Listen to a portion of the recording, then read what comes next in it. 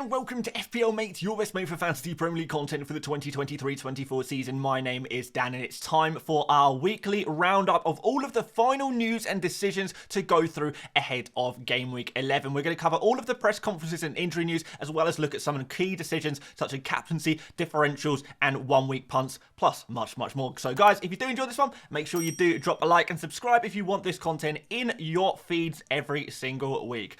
Let's get started with some press conferences.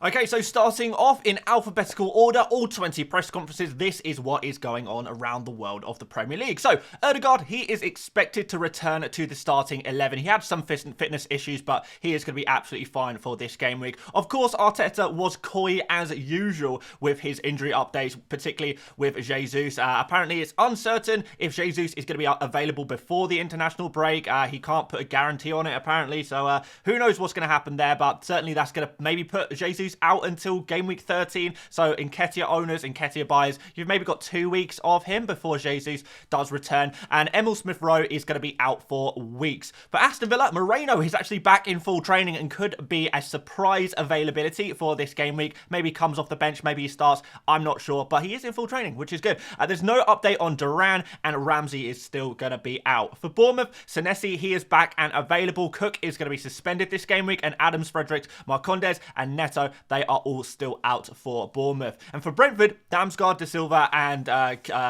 Lewis Potter, they're back on grass, but they're not going to be ready to play this game week. No players are expected to return from injury or unavailability for Brentford ahead of game week 11.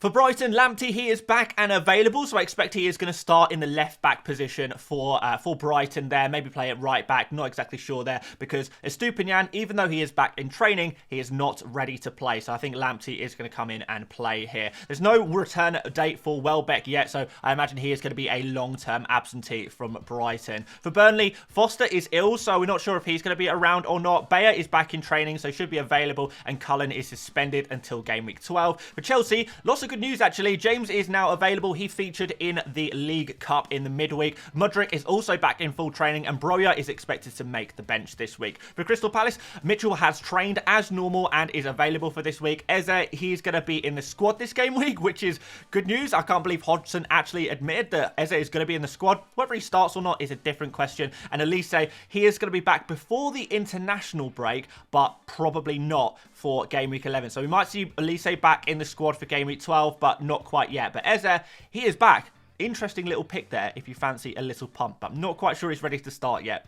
For Everton, Coleman, he lacks match fitness, so he's going to be building that up. Dele and Gomez are still unavailable, but they are slowly getting back to business. But everyone else is available for Everton. For Fulham, Adama, Tete and Tosin, they are back in training, but again, this might be a little too soon for them. They've not had game time in a lot of time. And Diop is still going to be out. For Liverpool, Luis Diaz has trained this week, but it's going to kind of be up to him whether he feels like he is ready to play or not. A lot of stuff going on in his life, unfortunately. And Bajcetic, Thiago and Robertson, they are still out. However, I do want to quickly mention Salah and Tsimikas. They are available, so nothing to really worry about too much, but both of these players played 90 minutes in the midweek. So are they going to see their minutes reduced in an easy game against Luton? Maybe. I'm not saying they're not going to start, but they could see reduced minutes in this game. Just wanted to put that one out there. You can interpret that one however you like. And for Luton, there are no returnees this game week. Anderson, Bell, Burke, Clark, Lokonga, Potts are all still out, which is going to leave a gap in the kind of central defence areas for Luton. So maybe Liverpool will be able to exploit that. For Man City, Akanji, he returns after his suspension, and De Bruyne is actually the only player in the Man City squad who is currently an absentee through injury. Everyone else is available, so Man City looking like they're in a really good, strong position, the strongest they've been in all season, apart from De Bruyne, of course. And Man United, Casemiro, he has picked up another injury. He's going to be out for several weeks. Lindelof is ill, so he's probably going to be unavailable, but Wan-Bissaka is back in availability. He's going to possibly be in the squad, maybe even be able to start this game week. For Newcastle, Isak is expected to be back after the international break, so it's going to be game week 13 before we see a return for Isak. There's no return date on Botman. It is suspected that he is going to need to have some surgery, so we actually might see Botman out for even longer than we initially thought, so definitely a sell there if you still have Botman in your team. And Target, he has picked up a hamstring injury. He is going to be unavailable for a few weeks at the very least. For Nottingham Forest, Awoniyi, his injury is apparently complex and he's going to need to be managed managed, so not sure how much game time he's going to be able to play, but there are no other returnees in the Nottingham Forest squad there. So, yeah, difficult times for Nottingham Forest, and I don't expect they'll be able to score too many goals right now against Aston Villa this week. For Sheffield United, Lau and Osila are getting closer, but still unavailable. Amadovic and McBurney, they could be back next game week, but game week 11 is going to be a little bit too soon. Basham, Davies, Egan, ND, who is NB? Can't remember. Norrington Davies? Yeah, Norrington Davies. And Jefferson, they are all still out. And for Spurs, Udogie, this is one of the big ones. He's going to be assessed ahead of the fixture against Chelsea on Monday. So really difficult to say whether Udogie is going to be available this week as well. Possibly a player to just sell, unfortunately. Davies, he's not trained. He's really, really doubtful. Probably not going to play. And Bentancur, he could be back in the starting 11. It would be good to see him. He played off the bench I think just a minute or two at the end of last game week. So it's going to be good to have Bentancur back in the Spurs team. He's going to make a real difference there. For West Ham, Emerson's going to return after his suspension. Alvarez and Paqueta, on the other hand, are now suspended for game week 11, having picked up their 5th yellow card. And Zuma is also doubtful, but he has at least trained. And finally, for Wolves, Neto, he's going to be out for a few game weeks, so definitely a player to be selling. Bellegarde is back, but Bueno and Hodge, they are out, unfortunately. So, yeah, different things going on around the press conferences world, and hopefully that's going to help you make your decisions. But there still are some other decisions to cover, starting off with this. Yes, Neto replacements. We just mentioned Neto just now. A few of you guys do have Neto, and you might be looking to get a new cheap midfielder. So what I've got on screen, guys, is the 6 probably most talked about cheap midfielders under 6 million right now that people are looking to go for as their Neto replacement or their cheap midfielder replacement. If you could afford a little bit more, then there are some other players we're going to talk about in a minute. But if you're looking for a player under 6 million, these are my favourites, and this is the order I would put them in. So, Gordon, first of all, there are lots of injuries in the Newcastle team, so there's going to be limited competition. So, he should be able to get a decent amount of game time despite a really difficult period of fixtures, and he plays for an elite attack. Newcastle are creating so much, scoring so much, that Gordon is naturally going to be involved in that. Palmer, I like as well. He's going to be my second favourite pick. He's got good form. He's on penalties, but he does have the bad next 3 fixtures. But after that, I do think like Palmer looks like the best long-term pick to have. So if you're looking for a player to just stick in your team and leave them in there, when Chelsea's fixtures get better and Palmer can keep up this form that he's showing right now, he's going to be an incredible pick for the long term at that 5 million price tag. For Hicham, really nice punt against Sheffield United, but he may suffer without Neto in that team. For Adingra, pretty good fixtures. He's fairly nailed on, but the form is mediocre. I've not seen enough of Adingra to make me really confident in him. For Douglas Luiz, he's on penalties and he's on set pieces. That is about all you're going to get from him, unfortunately. His open play numbers are really terrible. That's not really his role in the team. He's a defensive midfielder. Cut him some slack. Come on. But we can't expect too much from him. But you are going to get the occasional penalty. You're going to get the occasional set piece assist. And for that reason, he is going to be fixture proof. So he's fine to have in your team, but doesn't quite excite me as much as some of these other picks here. And finally, Decore, an interesting differential, but to me, that's about it. So, if you've got a little bit more budget, you might be looking at this trio of players. Diaby, Mbeumo, and Mittelmar. What a nice trio of players they are. And just want to start off by saying, I like them all. I like all of these picks. I think they're all great picks. And I don't really think that there's necessarily a wrong answer here. So, a lot of it is going to be down to who you prefer. The fixtures, some people would say that Brighton have the best fixtures. I'm not necessarily sure I agree with that one. I think all of these players have similar fixture difficulty. Mbeumo has difficult fixtures in 12 and 13 against Liverpool and Arsenal, but after that it gets a lot better as well. So maybe Mbeumo is a nice pick until Brentford blank in game week 18. That's something to consider, definitely. But yeah, certainly Mbeumo has some really nice fixtures, but Diaby, the next 4 are nice. After that, the fixtures do get a lot worse for Aston Villa as well. So maybe actually Diaby is the most short-term pick, and Mbeumo is a medium-term pick, and Mitoma is maybe a little bit of a medium-term pick as well. Maybe a long-term pick, depending on how you're looking at the fixtures. But they're all good. They're all putting up really good numbers, and Mbeumo obviously has the best numbers and is on penalty. So for that reason, if I had to pick one of these 3 players right now, I would go for Mbeumo. But if you already have one of them, would I swap them for another one of these 3? Personally, no, I would not. If you've got one of these already, would not swap them, would stick with what you've got and keep them going forward. We could always think about making a change in a few game weeks' time. But right now, they are too equal to me to really split too much. But if you want a new one, Mbeumo is probably my answer there.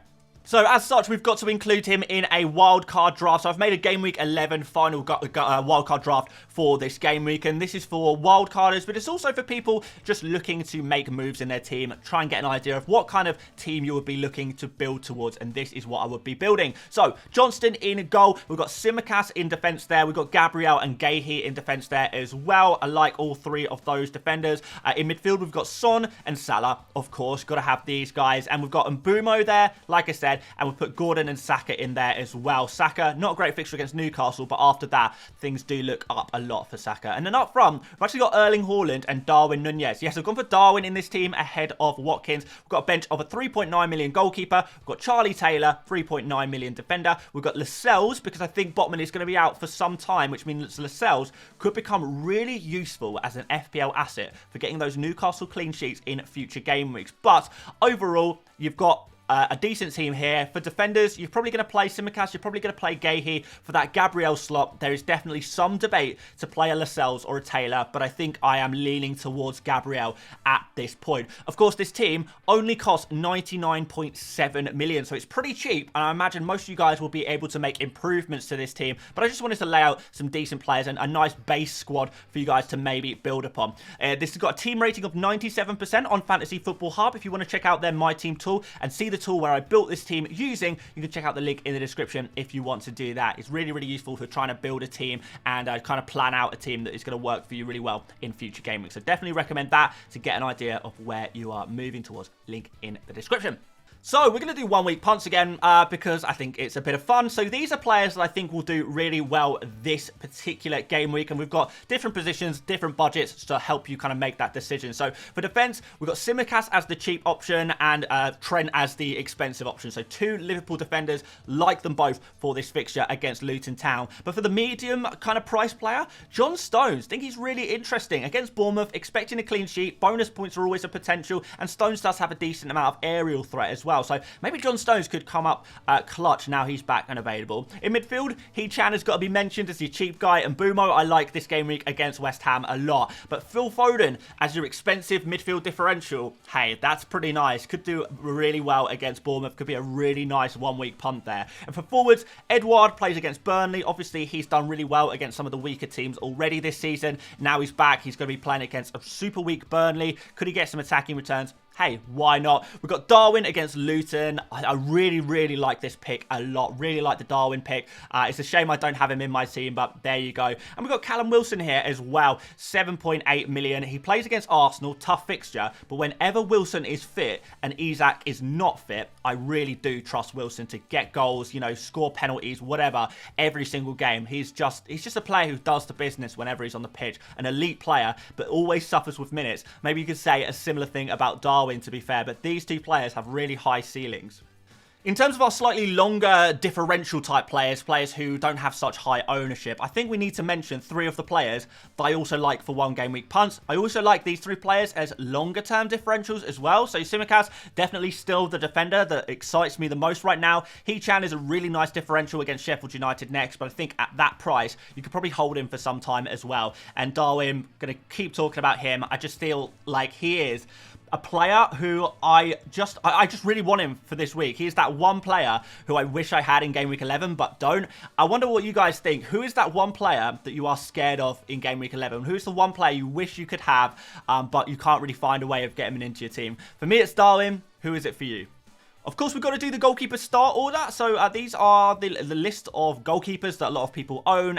Depending on which pair of goalkeepers you have, play the one that is higher on this list, basically. So if you've got Alisson and Turner in your squad right now, obviously play Alisson and bench Turner, but maybe some of your decisions are going to be a little bit closer. A lot of people have Turner and Areola, for example. You can see Areola is higher on this list than Turner, so you're going to want to play Areola, in my opinion, over Turner. And then whatever combination of goalkeepers you have, I'm sure you're going to be able to find them using this list here. Play the one who is higher on the list, basically. That's as simple as that. Of course, if you guys are wondering who to start out of your outfield players, we will be covering all of that in our bench list. Our bench list feature, which some of you guys know and love. That's going to be in the deadline stream. So make sure you're joining in on the deadline stream, and we're going to cover who to play, who to bench out of the players that you have. That'll be tomorrow morning.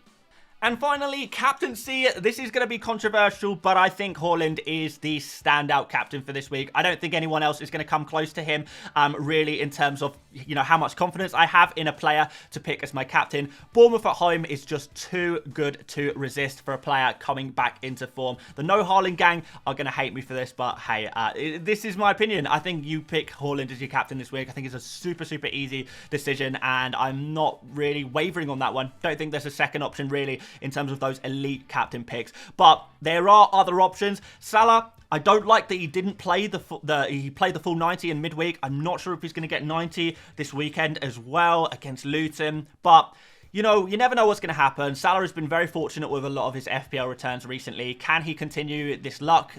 Yes, he can, because he's Salah. This is what he does. He makes good of bad situations. He scores well, even when he's not in insane form necessarily. So yeah, still going to be a viable captain pick, just not quite touching Haaland in my opinion. I do actually genuinely think this is, and you'd have to be really, really brave to do this, but I actually think I prefer Darwin to Salah this game week for a captaincy. He's rested.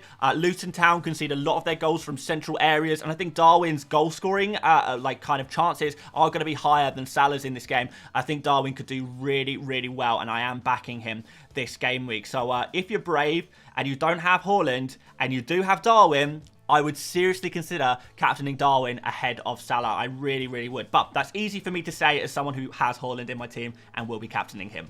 So that is it. We whizzed through everything today. I wanted to try and keep things a little bit more concise this game week so everyone has a chance to watch the full video and get all of the information. But hopefully a lot of this has helped answer some of your final questions. Of course, if you have any more questions ahead of the deadline, please do drop them in the comment section and I'll try and answer as many as I can. If I don't get to you, there will still be an opportunity to ask questions in the deadline stream tomorrow. So make sure you join me for that. If you want to check out some more FPL content, make sure you do. There's loads of Game Week 11 videos on my channel. I think I've made like 6 Game Week 11 videos at this point. So yeah, loads of content to go through covering all kinds of different topics you might be interested in. Make sure you drop a like before you disappear. Subscribe if you want more of this kind of stuff every single week. But aside from that, I'll see you tomorrow for the deadline streams, and I'll see you later, mates. Bye-bye.